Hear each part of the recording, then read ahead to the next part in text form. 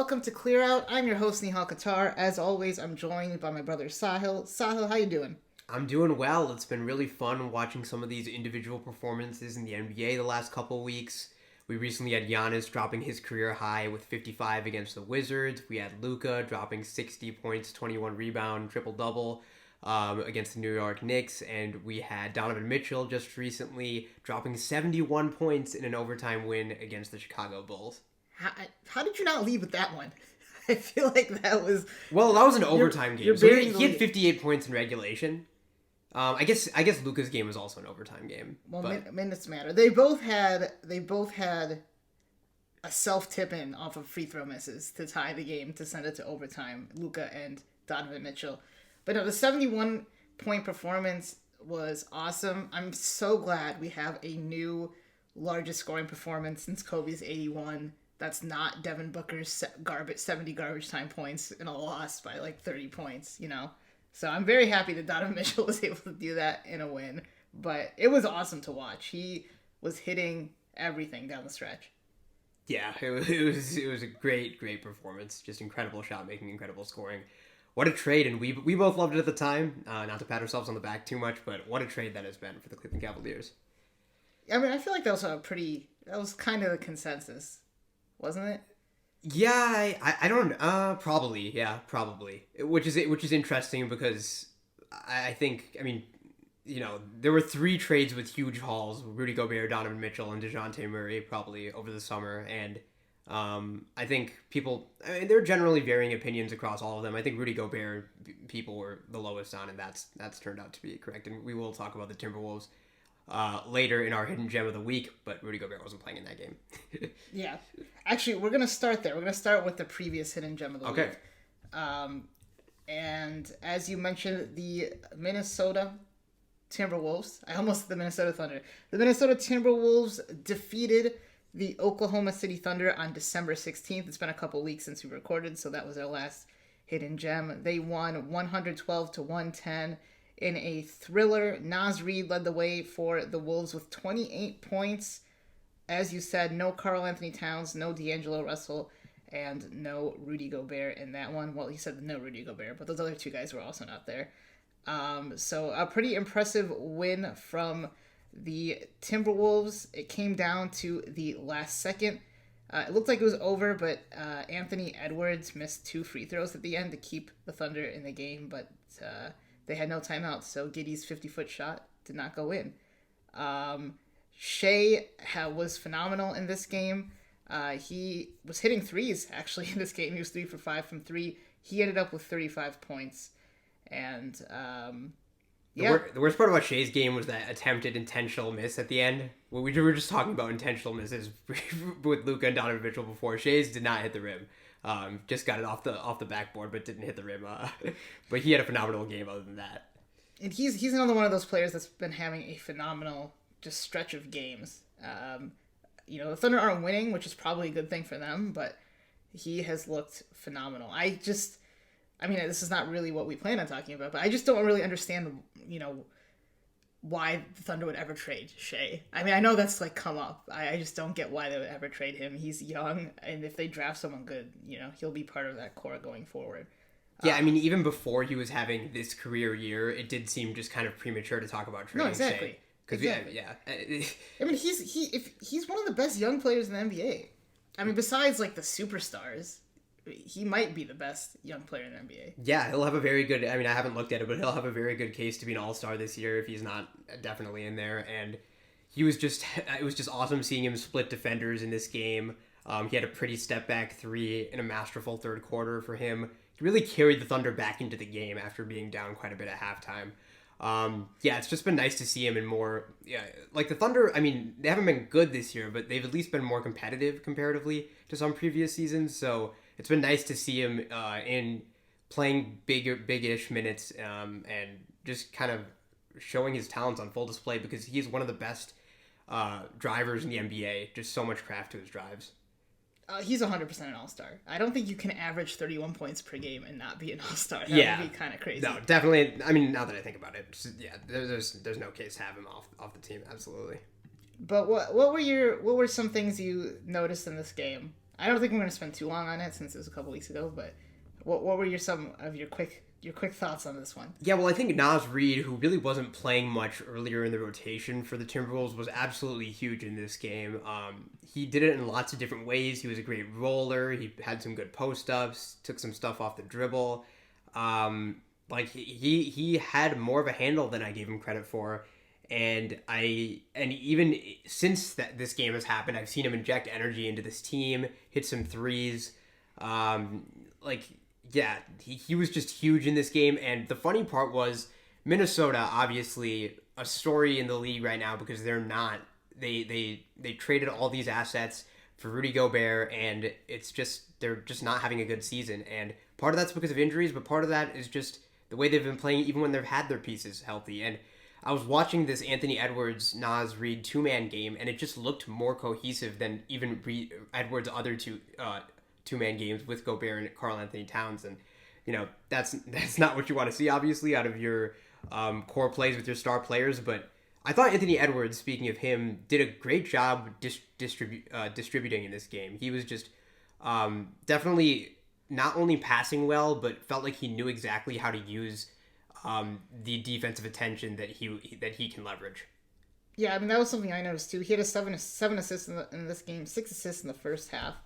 I mean, that's something I've noticed all year, and the numbers kind of bear that out. He's averaging a full assist more than his career average this season, so that's definitely an improvement he's made in his game, and his decision making in general, I think's been a lot better. I mean, in his rookie year, he didn't pass, so it's nice to see him do that. But I think the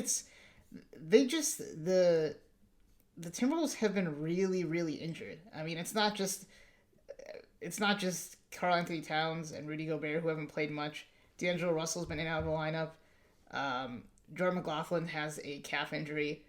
I mean, those are four rotation players and 3 of your stars. So I do think it's a little bit hard to judge them, but I mean, in this game, they pulled through. They pulled it out. I know it was against the Thunder, but the Thunder just put up 150 against the Celtics. It's the Celtics recently, so not that actually means anything, but I thought it was a pretty just overall impressive performance from the Timberwolves to win this game. I think the story for me from this game, though, was on the other end, on the other side with the Thunder. It was Eugene Omoruyi. Is that how you pronounce his name? I mean, he played super well in this game. He had 14 points. He was 6 for 8 from the field. He hasn't played much since, really, but in this game, he was 6 for 8 from the field. He made a 3. He was constantly making himself available. He had a nice dunk on along the baseline. He had 3 steals as well. I mean, he was pretty active on defense, so I was really impressed with him. And Josh Giddey, too, was also... I mean, he did his Josh Giddey thing, but some of his assists I just am always impressed with when I watch some dimes that could have been assists too. He had some really good passes that weren't able to be paid off. Loose with the ball at times in transition, made a couple mistakes, but he had a big spin move at the end in the clutch. I like Omoruyi. He was in the right spots. Excuse me if I didn't pronounce that right, but he had a very nice cut and slam in the first half. He also had a catch and shoot 3, so showing a little bit of everything. We'll see. We'll have to track his career moving forward. He looks like an interesting player. Jalen Williams, Jalen with an E. The Thunder have 2 Jalen Williams, and they're both rookies, which is one of the most confusing things in the league. But this Jalen Williams, he had a lot of pop in this game. He had a nice dunk. Just his athleticism really jumps off the screen at times. Had a couple nice step back J's too in this game. I'm excited about him. He looks like a player going forward for them. Yeah, Aaron Wiggins also had a nice game. He had 14 points as well, along with Omoruyi. I thought this was going to be a big Poku game after the first quarter, but it wasn't. He had 5 points in the first quarter, ended up with 9. It was a fun game, though. Another, if you listen to Clear Out and you watch our Hidden Gems of the Week, chances are it's going to be a good game. It's going to be a fun and exciting game. I mean, we've been kind of knocking this segment out of the park in terms of picking our games, so we'll pick another one later. Where else? How often can you watch Mike Muscala hitting fading threes to beat the buzzer at the end of the first quarter? That's great. It's just absolutely great stuff. Shea. Exciting basketball is exciting basketball. It doesn't matter who's playing. Shea's ability to just stop and start too, and just kind of the way he can change his pace, he's really up there with Luka in terms of just the way he can dictate a possession with the way he changes his speed going to the basket. For as much as is being made about 3-point shooting, and obviously, we started to go not the other way a little bit, but we'll talk about a team, the Nets, later, who are having a lot of success in the mid range. But there are so many just elite guards that are elite finishers around the rim. I mean, we'll talk about we'll talk about Kyrie, we'll talk about De'Aaron Fox, Shea is awesome, Ja's awesome around the rim, and Luka too. I'm sure I'm missing people, but I mean, those guys are so good in the paint and in the mid range. So it's really cool. It's really cool to see that. And Shea, I mean, watching the Thunder is worth it just to watch Shea. Yeah. I thought Jaden McDaniels had a pretty good game as well for the Wolves. He makes a lot of little plays, and he's had an uptick in efficiency this year. These notes are old since we were planning on recording a while ago, but he was shooting 36% from three, which he will definitely take if he can sustain that. That was always a weak point in his game. I'm not sure where he's at the moment, but Bryn Forbes, a player who cannot get a shot in this season, and I don't think shot well in this game either. If Bryn Forbes is shooting 25% from you for three, I don't know what much else he's doing, so that's unfortunate. Hopefully he can get that number up, especially as we go down the home stretch in this season. Jaden McDaniels is shooting 35%, or sorry, 38% from three. Wow.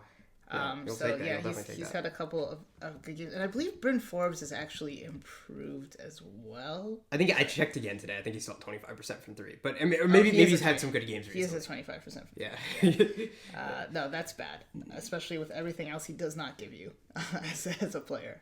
But yeah, exciting game. We'll pick another hidden gem of the week in a bit, but first we're going to talk about two teams today. We're going to talk about the Brooklyn Nets and the Sacramento Kings. Let's start with the Brooklyn Nets. The Nets have been on an incredible stretch, a tear. They're currently on a 12-game winning streak at the time of recording. They're second in the East, half a game behind Boston at 25-12. And I gotta say, my prediction of them finishing above the Cavs preseason is looking pretty good right now. Yeah, I mean, it's looking very good. And just to be clear, I did not want to. I wasn't trying to hate on the Cavs. My point was, I think Brooklyn is being really underrated. And if you just look at the team, it's a good team with good players and a deep rotation. And I think we've seen that. I mean, they're a good team with two of the elite scorers in NBA history. Yeah, our good friend actually and avid listener Samir actually saw the Nets beat the Cavs in Cleveland recently. Oh, so, true. Yeah, that bodes too. Well for your point. Yeah. But yeah, I mean, where do you start? Where do you want to start? Well, I mean, you mentioned they beat Cleveland. They destroyed Milwaukee. They destroyed Golden State, which I guess is not that big of a deal at this point. Although they've been a little better last week, yeah. Yeah, they have been, true. But, I mean, they've had some big wins in this stretch. Where do you start? I think you start with the MVP candidate on the team. You start with Kevin Durant. And he is having an incredible season. And Zach Lowe talked about the Nets on his podcast recently. I think it was about a week ago. And he was talking about how, we shouldn't take KD for granted, not because of how amazing he is, but just about where we were just 3.5 years ago when he got hurt in the finals. And I mean, that's so true. I genuinely always thought he would get back to where he was before the injury, but I guess, he's an older player, so that's not something I should have taken for granted.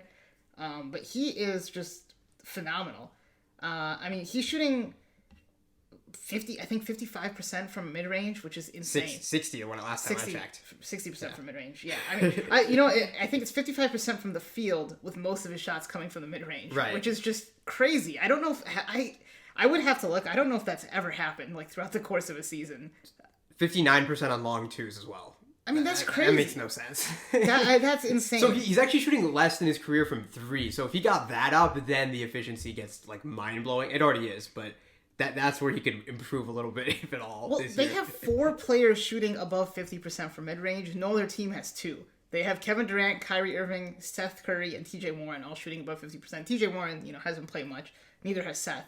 And I guess neither is Kyrie, but I mean, it's still impressive that those guys are shooting that well. But I mean, Kevin Durant, man, he has been just phenomenal. No one else in the NBA has what he has in terms of getting the looks he can get with the ease he can get them.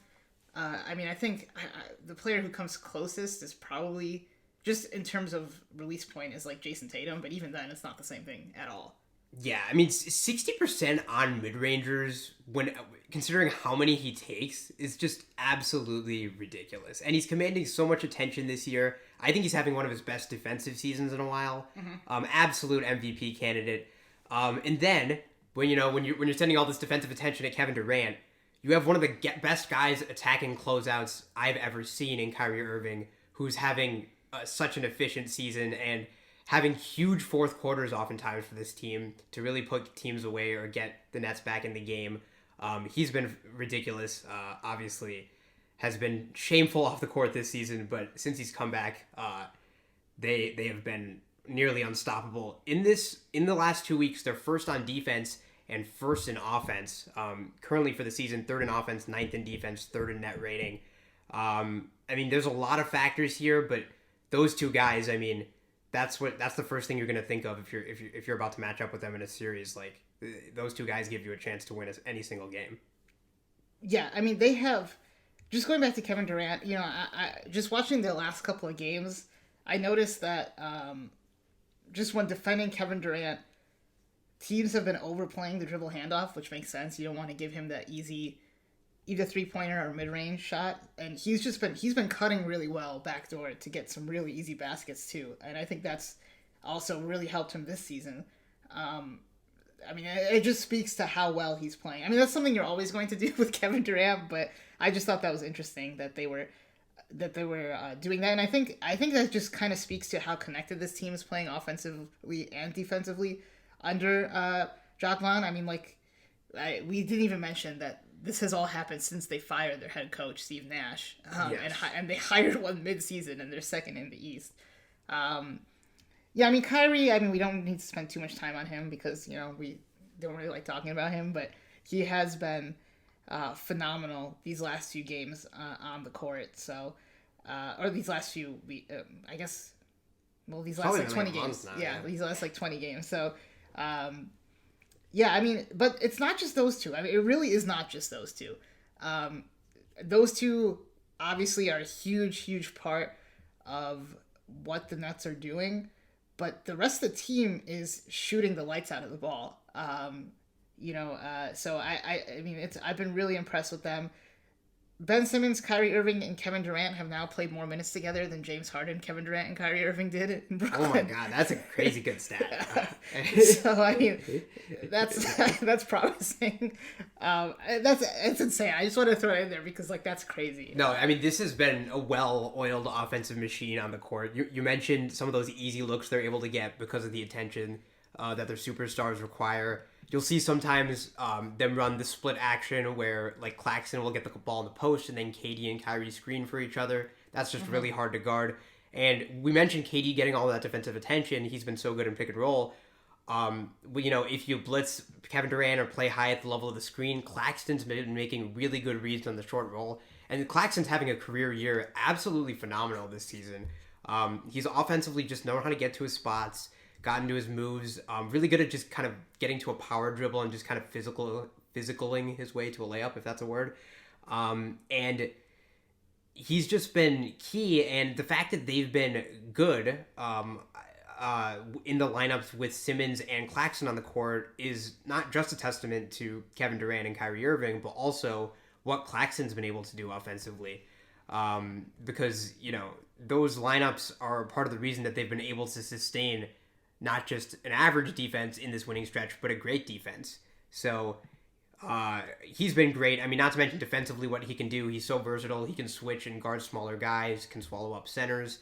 Just good at staying in front of ball handlers, and I really like him playing high at the level of the screen too. Just really, I think a breakout player. I'm not sure how much the numbers actually say it. They definitely do in terms of efficiency. He's been very efficient this year, but Yeah, Nick Claxton's just been everywhere and like one of the more improved players, at least via the eye test to me this season. Yeah, I mean, it's something I really like is I think just they can be really up tempo. Claxton sets picks very early in the shot clock, like when they're coming up the court, which I think has really helped them in pseudo transition, not really transition, but in like pseudo transition. I think before we talk about I want to talk about the team defense as a whole because I think what they're doing is really interesting. But before we talk about that, on offense, I think what's been really great for them is they just have a lot of wings who are tall and can shoot and pass, which is just perfect for Kevin Durant and Kyrie Irving. I mean, Royce O'Neal's averaging 4 assists this season. I know. Where did that come crazy. from? Playing with these two guys probably helps, but for sure. I mean, he's been awesome. Yuta Watanabe has been awesome too in terms of passing and shooting. Obviously, we know how good Ben Simmons can pass, especially in transition. Joe Harris is getting better and getting more integrated into the lineup. TJ Warren as well has been, just a solid player for them. And I do think, I think one of the biggest differences this season between last season in particular is that Patty Mills and Kyrie Irving don't really need to play together much because they have all these wings. Yeah. Which does help on defense, and Seth Curry as well. Like they don't need to have two of those guys out there at all times. They just have a lot of flexibility when it comes to lineups. It'll be interesting to see, how they match up against potentially Philly and Milwaukee in the playoffs with Giannis and Embiid. But like you said, Claxton's been playing really well. But on offense, is there anything? I mean, let's talk about their offense as a whole first. We were already pretty deep into talking about them, but before, because I do want to talk about their team defense as a whole rather than the individual players. What are some other things on offense that you've been seeing that has impressed you or that you think has contributed to this run of form? Well, I think one of the most fun players to watch this year has been Yuta Watanabe, and I think his shooting is crazy, but he's also been able to attack closeouts. I don't think it's sustainable, by the way. And make the right play. You don't just because of the way his release looks, kind of. Yeah. Maybe I'm biased. Maybe you're biased against lefties. I feel like everyone says lefty shooting isn't sustainable. I mean, not because of that, but it just feels like left. Maybe since it looks less relatable to you. 43%. No. I mean, not really. I mean, but I think he can be a plus shooter. Sure. for his career, maybe. I don't know. Yeah. I have maybe no he idea. can be. We'll have to wait.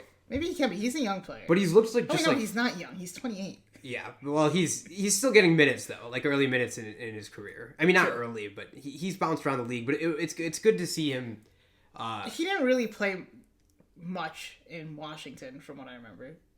Yeah, no, I mean this is definitely the most defined role it feels like he's had, and he's just playing a huge role offensively. And like I said, it's not just the shooting, but he's been able to leverage that into attacking closeouts, get some dunks. Royce O'Neal, like you said, I mean, so important defensively, but offensively, super important. The shooting's been there, like you said, the passing's been there. He can even run a couple pick and rolls. He gets the shot off quick. Such a good fit in lineups with star players, and really an underrated trade at the time. Like at the time, it was like all this KD asks to fire Sean Marks and Steve Nash, and then it's like it felt like it was happening simultaneously that they trade a first round pick for Royce O'Neal. It's like what?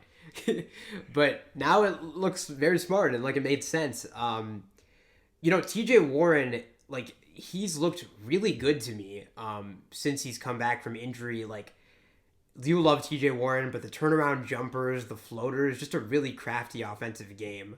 Like you said, I love TJ Warren. He's one of my favorite players in the NBA. He has been for like 5 years now. Yeah. And I mean, I remember saying this. That feels like it's how long it's been since he's played a game. You're not wrong. But I remember saying it in the preseason, like, this is just such a nice move for them offensively. I mean, Ben Simmons is interesting. It seems like he's converting around the rim when I've seen him shoot. I don't have his numbers. Career high on 2-point percentage, but career low volume, which passes all. Well, yeah, that's what it looks like. I don't really know what to make of him on offense. I think I think it's from a Ben Simmons perspective, it's concerning that he's not able to get to the line, not able to get free throws, doesn't want to look at the basket as much. But I think it's been good for their offense that he's just been kind of screening and passing and getting out in transition. Well, we thought that he would. A lot of people basically said that they didn't think he would do that. Just do that role, right? In Philadelphia, people would always be like, "Oh, well, if he could just be like Draymond Green, like it would be great." He's not that right now, but I'm just saying, like, I do think this is a good, I think, start for him to getting back to. Or hopefully getting back to where he can be on offense in terms of being a facilitator and being not necessarily a focal point, but just a force on offense. Because he was really difficult to guard in Philadelphia early in his career. Yeah, it's interesting because it almost feels like because that front court, it's not really your front court because I guess Simmons is labeled a point guard and KD's. But with Simmons and Claxton, you've got two non-shooters in your starting lineup. And I think that's allowed Ben Simmons to be a bit more creative in the way he cuts screens and passes because Claxton's often resigned to being the roller or in the dunker spot. So Simmons can't just do the thing he did in Philly where he would just stand in the dunker spot and do nothing.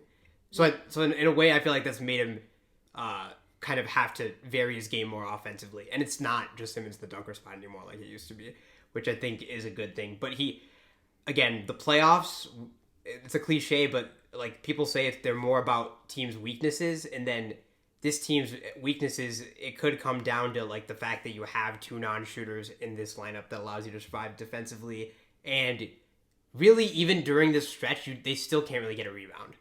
They don't get rebounds. So it's interesting. Their best defensive lineup, at least in terms of opponents' efficiency, is actually without Ben Simmons on the court. It's Joe Harris in there with Kevin Durant, Claxton, and Kyrie. So that is interesting to me. But I think the Nets, more than anyone that I've been watching recently, I mean, their use of pin downs just to get people open has been really impressive to me. I mean, it is just having two elite one-on-one scorers, I think, just makes everything so much easier for the rest of the team. I mean, that's not really a hot take or anything, but I mean, it's just phenomenal to watch. I don't really know what else to say about their offense. I mean, their offensive performance against San Antonio the other night, I mean, that's got to be illegal in some states. That was Mbappe was sitting courtside, and I have to think that was for him. And that Hakimi. Was crazy. Don't forget Hakimi. Yeah, sorry, Hakimi, World Cup semifinalist Hakimi. Yeah, both teammates at PSG. Anything else on their offense? Yeah, I don't think specifically. Yeah, I mean, Seth Curry's just fun to watch. I mean, he's had varying games, but like he can get you buckets in a pinch. Obviously, his shooting is like different than other type of shooting, even just the way he can get his shots off. But I think they're going to have enough firepower where they're going to be able to score on any team in the playoffs. Mm-hmm. And the lineups I mentioned. So just to give the actual numbers on this, so Ben Simmons, Kyrie Irving, Royce O'Neal, Kevin Durant, and Nick Claxton have played 422 possessions together on the court. And their opponent's points per 100 possessions is 113 points. The lineup with Kyrie Irving, Royce O'Neal, Joe Harris, Kevin Durant, and Claxton in 241 possessions, so only about half, or a little bit more than half of the possessions as the other, or as their quote-unquote best lineup. They're giving up 96.3 points per 100 possessions. Jesus. So that's a full 17-point difference. Their second best defensive lineup is with Sumner, Royce O'Neal, Joe Harris, Kevin Durant, and Nick Claxton, and that's the third most played lineup they've had too. So I wonder if Ben Simmons will be in the crunch time lineup like in the playoffs. I think it might be Kyrie, Royce O'Neal, Joe Harris, Kevin Durant, and Nick Claxton. 100% comes down to who they're playing against, but I do think that's something to track going forward. And I think it's just nice that doesn't necessarily... It feels like that doesn't really need to be a story anymore, just because of what's going on in Brooklyn and how many weapons there are. I just don't... And I mean, the relinquished pressure in terms of usage on Ben Simmons, I think he's providing so much defensively this year, and he's slowly getting there, but I don't think there's I mean, there is pressure, I think, for him to be important in the playoffs, just because he's a plus defender who might have to play nominally at the 5 in some lineups, but is he currently a plus defender? I think he's been good on defense this season. Have you think he's been? No, I don't. I guess I haven't really noticed Ben Simmons. I wasn't really paying attention to Ben Simmons when I was watching them.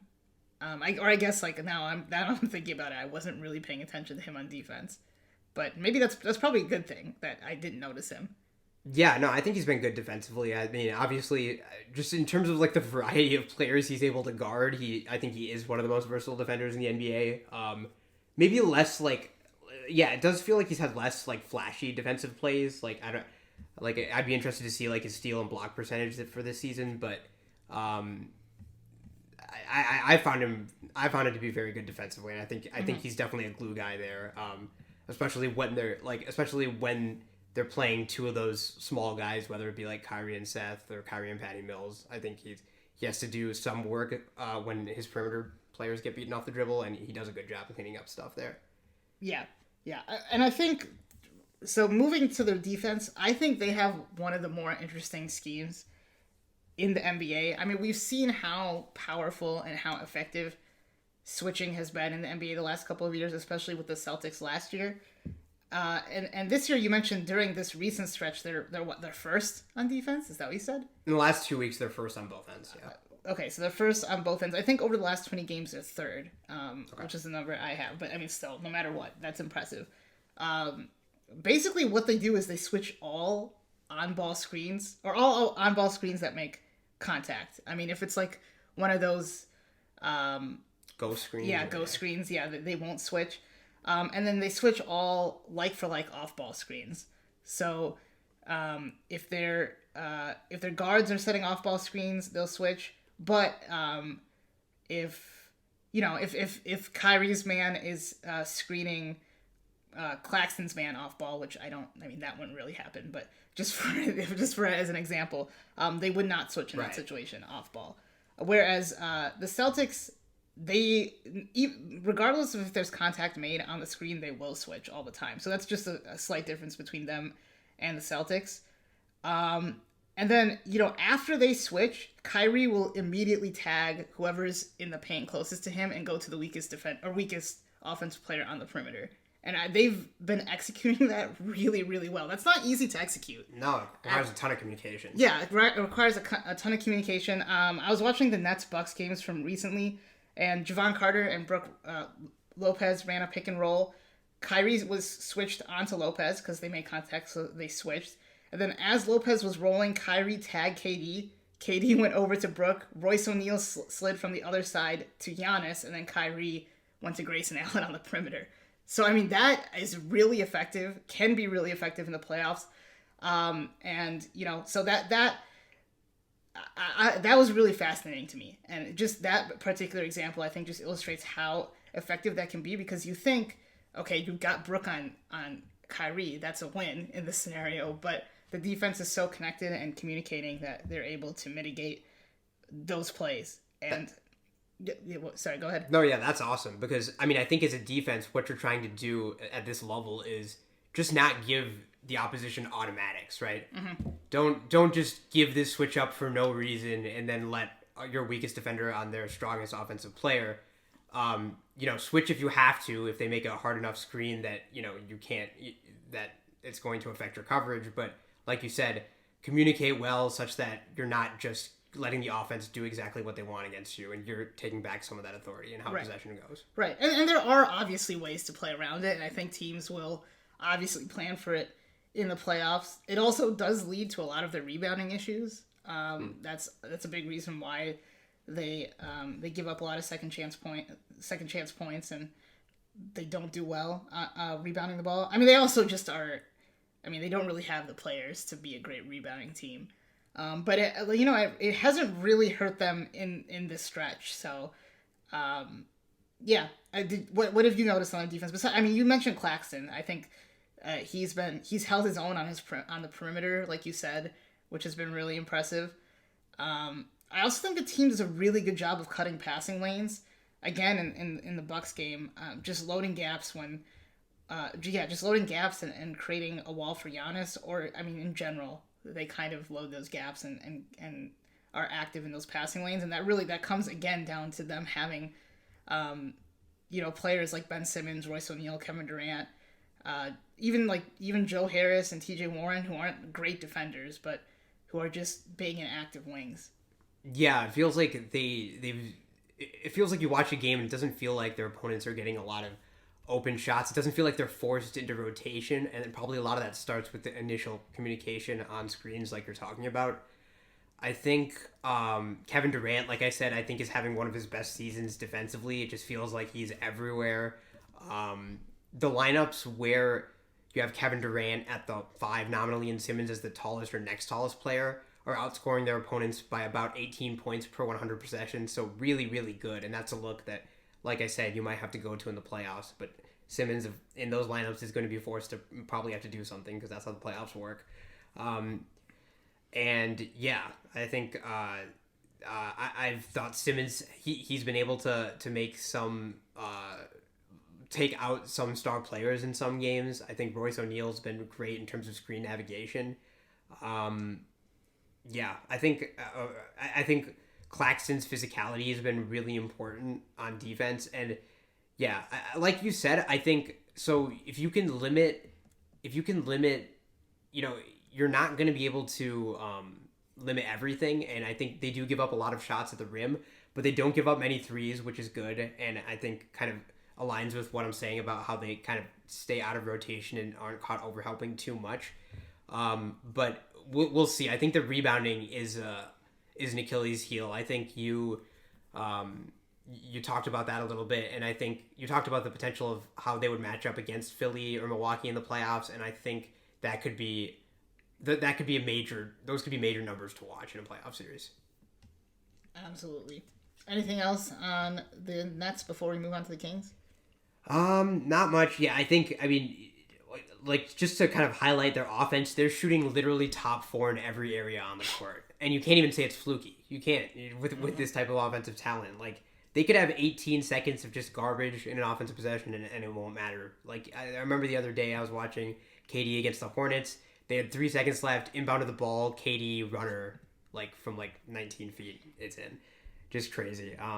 So yeah, they've been super fun to watch, and it'll be interesting to see, when they slow down and what do they look like when they're a little more slowed down. What does their defense look like? Is it average? Is it top 10? Because we know their offense is legit. It'll be interesting to keep an eye on all that stuff. Yeah, 100%. Those are the questions we'll have come the playoffs because, frankly, a lot of the other teams, or not a lot of the other teams, but the Celtics and the Bucks, at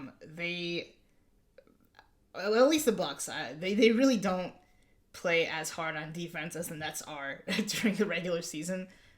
So, I mean, if the Nets continue to play like this in the playoffs, obviously, I mean, they are a force to be reckoned with and very well could come out of the East. Yeah, huge credit to Jacques Vaughn as well, which we alluded to. But, I mean, there was so much off-court stuff going on with this team, and the basketball wasn't looking great, and they've just completely turned it around. So, great stuff there. Well, yeah, I mean, I think it's just nice that in the NBA now that it feels like there's so much young coaching talent being given opportunities, whereas in the past it was just a bunch of mediocre coaches bouncing around. So I agree. I really, really like that for the NBA. All right, so let's talk about the Sacramento Kings. So the Kings are currently 5th in the West with a 20-16 record. I apologize for the pause there. My computer froze.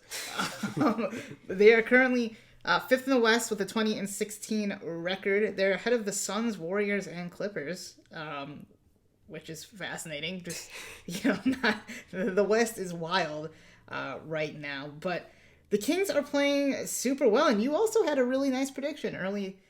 Before the season about the Kings. Well, I might have been too pessimistic. Well, yeah, you said they would get destroyed in the play-in. Yeah, and finish 10th specifically, because I wanted to be specific since last year my specific predictions were not specific enough. I should have just said they'll be good. But no, it's working. It's what they are doing is working. And Mike Brown has come over and brought in a lot of the good parts of the, well, I mean, the Warrior system is good, but they basically he's brought in the Warrior system and made it work in Sacramento. I mentioned earlier in the season that De'Aaron Fox, I feel like, has taken another step, and I still think that's true. Sabonis has, started to, or not started to, but has gelled really well. Kevin Herter is, I think, one of the more underrated pickups just in the last couple of years for any team. And I cannot believe that the Hawks let him go, because he would really help that. He'd be really helping them right now. But yeah, I mean, I've been really impressed with the team. I think something that I hadn't considered, even though Sabonis is shooting 42% from three right now, I don't think that's going to sustain at all. But I do think even regardless of his shooting, he is able. Well, he's an elite screen setter. He's such a good passer as a big man, and that's a thing that's really valuable now, and people look for is passing in a big man. But I just really enjoy that because of his passing ability, he's able to pull out his defender from the paint, even if they don't necessarily fear his shooting. I mean, that's something that I was noticing when I was watching them. But that's just something I really like about his game. What have you seen from the Kings that you've enjoyed? Yeah, just to build on that a little bit, I think he has like a lot of counters for his lack of shooting. Actually, like there's what you said, his passing. He's able to survey, look over the defense, find cutting players. There's his willingness to screen, which is like a great Warriors principle, where if no one's guarding Draymond Green, well, if you sag way off of him, then you're taking a defender out of the play if you screen for Kevin Huerter, for example. I have this written down. Sabonis equals Draymond on offense. And, that's kind of, I mean, he just plays a very similar role to Draymond, except he can score. Yeah. I think there's a lot of the same concepts there, and like you said, the Mike Brown connection, that makes sense. And I just think straight up, if you leave Sabonis too much space, like he can just kind of dribble and Euro his way into like a decent shot or a foul. So he has that just kind of off the dribble game too. And the way he's pushed the pace, another Warriors concept. Yeah, I honestly I didn't think about that much while I'm watching, but it really is there. He's really pushes the pace for them in transition, which is like not always what you think of Sabonis. Because like if you think about Sabonis and you're thinking like Jokic light, half court maestro in the post kind of playmaking, but he like really like just he rebounds the ball on one end and just pushes. He runs. Yeah, he runs and then gets into. There's one possession specifically in a game recently where Sabonis got the rebound, pushed it immediately, and got Herter into a handoff action for a transition three. And I feel like that just sums up a lot of what the Kings are doing right now. Kevin Herter is leading the league in points off dribble handoffs, which, I mean, passes the eye test. The way he can shoot on the move, off the dribble, off the catch. His pick and roll game has been really good too with Sabonis. Always been a player I've been a fan of. Like really he's been one of my favorite players to watch over the last couple of years. I just think he projected really well, and now we're starting to see that in reality. But he's having a career year in Sacramento, no question about it. Yeah, he's shooting 43% from three. I mean, he'll also run picks for De'Aaron Fox as well. His off-ball movement really reminds me of Steph, honestly. And the off-ball screens they set for him as well. I mean, I don't want to be too much like, oh, they're basically doing what the Warriors do, but I mean, it really does remind me of the Warriors, which, like you said, makes sense. It's Mike Brown; he was an assistant there. But, Harrison Barnes. Yeah, exactly. They have Harrison Barnes, but his off-ball movement is really impressive to me, and he always is moving to get open, and the entire team honestly is constantly moving. I've been really impressed with Malik Monk. Malik Monk and Sabonis are both in the 98th percentile for assist percentage. I mean, Monk's passing has been really, really impressive. He's a really nice off-ball mover and slasher, and a really good on-ball playmaker, like I said. Lineups with Fox, Monk, Herter, Harrison Barnes, and Sabonis are scoring 144 points per 100 possessions. I saw that too, yeah. And that's their movement off the ball. That's their just elite screen and roll game with Fox and Sabonis. Fox is shooting 75% at the rim, which is the best in the league. I mean, for a guard that's 6'3", 6'2", that's insane. I mean, and he's also shooting 49% from mid range, which also passes the eye test. He's phenomenal. 51% after last night, actually. Oh, okay, yeah. So he hit some huge shots last night against the Jazz in crunch time. Yeah, hit the game-winning layup. He's been awesome in crunch time in some games this year. Yeah, I mean, and Keegan Murray's a really exciting young player. When they have Barnes and Murray on the floor together, they're only giving up 107 points per 100 possessions while scoring 118 points per 100 possessions. So not quite 144 points, but that's a really nice differential that they have there. And that five-man group that you were mentioning before, Sabonis, Herter, Barnes, Fox, and Monk, it's not like a negligible number of possessions. That not at all. That's like the third most played lineup or something like that. No. Maybe that's not correct, but it's definitely a lineup that's substantial. Kevin Herter's offensive efficiency, like you said, 69 or 50 or sorry, you said 42% from three, but he's also shooting 51% from mid range and 69% at the rim. He doesn't really get to the rim that much, and that's what stops him from kind of getting into that next tier of guys.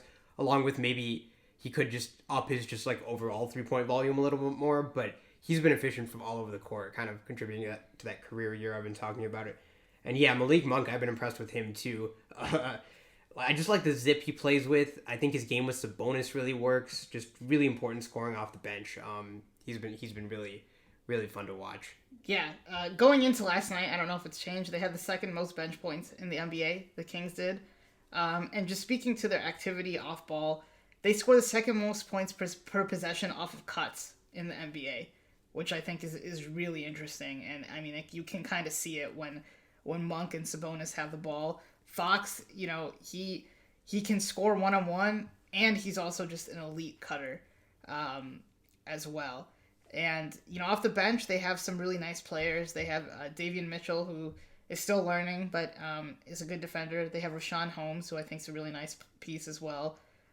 Trey Lyles has had some big games this year, so they have pieces besides the main guys we've been talking about. So really, really exciting team. Second most bench points, like I said, and the third most efficient bench as well.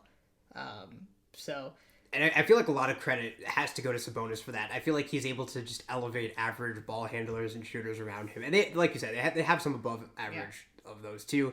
But his playmaking and footwork, his rebounding is super important. The Kings do almost nothing well defensively in terms of the numbers except for rebounding. And I think that's a credit to Sabonis. Although in a recent game against the Grizzlies, Steven Adams did kind of dominate the offensive glass. I think he had 13 offensive rebounds in that game, which was tough look for Sabonis, but he is generally a good defensive rebounder. And Rashawn Holmes, like you were saying, I love him as just an energy guy, gets the crowd into it, really can get vertical defensively against rim attackers, which is a nice change from what Sabonis is normally doing on that end. I really wish Davion Mitchell could shoot. I just feel like I hope that comes. He shows those defensive flashes. He's playing less this year, finishing better at the rim by a significant amount. Shooting worse on threes. He's overall just more efficient because his volume's down. But threw a really nice lob to Malik Monk the other day. I'm really rooting for him to get that 3-point percentage up because that could be huge for them. I think it's possible. We've seen it happen before. Yeah. Sabonis, I think a lot of people are killing the Kings for the trade. They traded Halliburton, which, if we'll never know if they could have gotten Sabonis for something else, but it's kind of worked out for both teams. I think people forget that Sabonis is only 26. And he's just a really, really good player and can still continue to improve. But I do think having him as your 5 just gives you a ceiling that I think is really difficult to get around because he's not quite big enough, or I don't want to use like cliches, but like powerful or just like strong enough in the post. In terms of being a defender, I don't think that really matters on offense. If you can score, you can score. But as a defender, he's not. He's not a bit. What I'm trying to say is he's a terrible rim protector. He's a terrible rim protector. He's a bad rim protector, but he's also not like a small ball 5 that can switch and be a good defender in that way. So I think like that just inherently gives you a ceiling. It's kind of like Zion, right? Except you can't really play a 5 next to him. You can play Rashawn Holmes with him, but I don't know. It just creates. We saw a little bit of that story in Indiana. Exactly, with Miles Turner. Yeah. And Miles Turner, you would think would be the perfect 5 that you can play with Domantas Sabonis, but so I mean it'll be if the Kings do make the playoffs, they have the longest playoff drought in American sports, in major American sports. The Jets will overtake them if they make the playoffs this season. So I am rooting for them to make the playoffs. If they make the playoffs, I will definitely be interested to see how their defense holds up with Sabonis as their 5. Absolutely, yeah. I think, that's a good point. And I think you were mentioning that he's had some fluky 3-point shooting, which is true, but he's still only I didn't say fluky. I just said he's shooting 42%. You said... I don't think that will sustain. Well, okay, I did not use the word fluke. But while that is true, he's still only making 0.5 3-pointers a game. So right. that it's not really actually contributing to his season that much in a way that's substantial. I would like to see De'Aaron Fox get to the rim more. He's only in the 45th percentile for guards in terms of rim attempts, but I feel like that could easily be higher for him. He's been amazing in the mid-range for him. Like we said, 51% on the year, and that's an important shot for him. But I feel like he could marry it a little bit better with his rim attacking from earlier in his career, because I feel like he can get even more easy finishes and contact at the rim. He's gotten better at getting to the line, but he can get there even more. He can sprint, he can fly, and I feel like if you just really there's a chance for him to really marry that mid-range game beautifully with the rim, and he just hasn't lived there as much as I could see him there. But he is shooting, like I said, 75% of the rim. He's shooting really well from 3-point this season. Well, not really well, but he's shooting better. He's shooting okay from 3-point. Yeah, serviceable. Yeah, exactly. Make some defenders go under. Exactly, yeah. And he's getting to the line more than he has previously in his career, and I think that might be, taking away from his rim attempts, because if he gets to the line, it doesn't count. But I mean, I do think you're right though. I mean, he could get to the rim a little bit more. That percentage will probably go down from 75%, but it's probably worth it if he gets there more.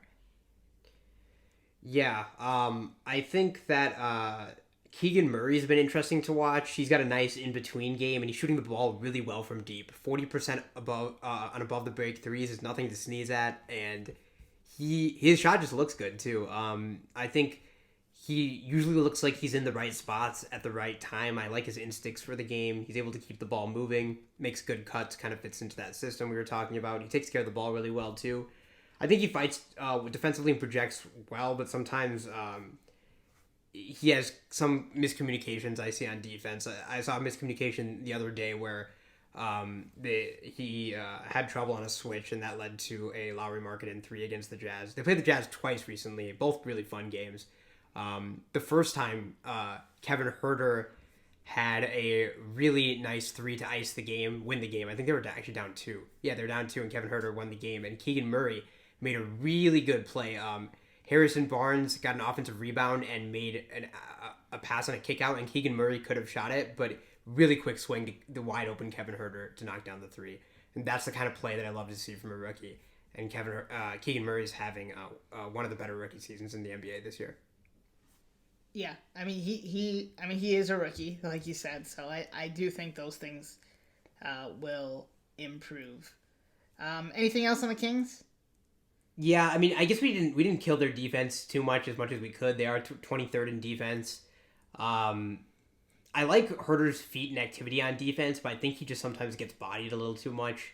They just don't have good defenders. Yeah. De'Aaron Fox doesn't it seem like he's trying more this year? Yeah, but no, absolutely. I don't think he's been great though defensively, because like you said. Well, I talked about it. What was our week 1 takeaways about how his defensive activity has been much. Well, it was only after 1 week, but I thought it was very palpable, his effort on defense, and that is another thing that Mike Brown takes really seriously. So I do think it'll continue to improve, hopefully for them. But they just don't have good defenders. So yeah, I checked the numbers. It has nothing to do with lucky opponent jump shooting. So that's, you can't say it's that. It's like you say, it's kind of just about the talent they have and kind of the limitations they have in terms of personnel. It's interesting that the Sabonis on lineups and Fox off lineups are good, but the Fox on lineups, Sabonis off lineups are bad. I mean, it makes sense to me, but I guess, like, I don't know, if you wanted to have the dumb argument about who's the more important player on this team this year, I think I would lean Sabonis, even though Fox is having a great season. Nothing to take away from Fox there, but yeah, he's yeah, he might get in the All-Star conversation too. He's definitely in there. Absolutely.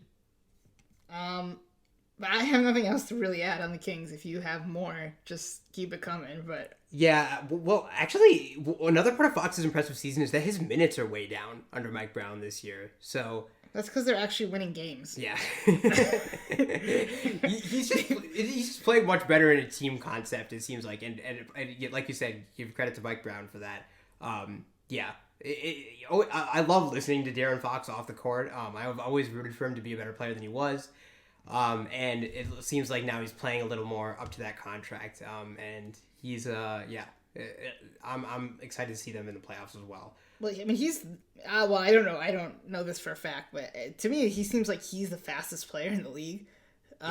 So I mean, it's really phenomenal to watch him go downhill. And even just cut, like I said, him slashing and cutting off ball, I think has been impressive to me, and not something that I really considered before this, like as a part of his game. So, I mean, he can do that more, and get more of those shots at the rim. But I really like the way this team plays together on offense. Yeah, part of that is the transition attack too. They've been the fifth most efficient transition team, and it just feels like that's been a huge part. Like I said, Fox, like you said, one of the fastest players in the league. Sabonis can get rebounds and push. And then they can get into their DHO game really quick. So, Harrison Barnes, I think, is having a bit of a down season defensively. Offensively, I think it felt like he's been important. I'm not 100% sure about his efficiency, but it feels like he's sometimes a good connecting piece there. But other than that, that's 13th in net rating for the season, and it feels like that's maybe about how well they've played. Maybe a bit better than that, but that feels right in terms of how good this team is this year. Yeah. It'd be cool if they could just stay in the playoff spots, but I do think they'll probably end up being a play-in team by the end of the season. Like a 7 or 8 seed, well, is what I mean by play-in team.